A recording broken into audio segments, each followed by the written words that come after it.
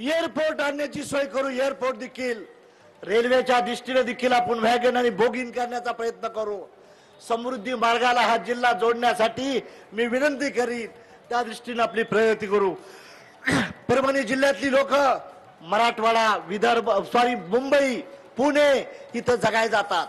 मी ह्या नेत्यांना विनंती करीन की आम्हाला स्टार MIDC द्या, आम्हाला रस्ते नाहीत, विकासाच्या गंगा आणण्यासाठी प्रयत्न करण्यासाठी मी प्रयत्न करीन। माझं कुठं कॉलेज नाही, शाळा नाही, काय भानगड नाही, लग्न नाही, लपडं नाही, कुठं काय नाही, काळजी करू नका। आपला ध्येय आहे ती तुमच्यासाठीच आहे। लोणीकर साहेब काळजी करू नका, माझ्या नंतर नंबर तुमच्या पोरला मिळेल, राजेश विटेकरला मिळेल, मेघना दिदी तुला मिळेल। मी त्यावेळेस देवेंद्र फडणवीसला, अजितदादाला, एकनाथ शिंदेला विनंती करीन की मला यूपीला टाका, यूपीतनं लढीन, मी उत्तर प्रदेशमध्ये लढीन।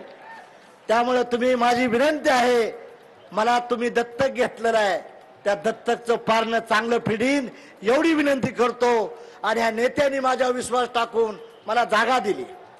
राष्ट्रवादीच्या कोट्यातले अजितदादा बारामतीला महादेव जानकर देखील येणार आहेत, प्रत्येक मतदारसंघात हेलिकॉप्टर उतरवणार आहे, येणार आहे।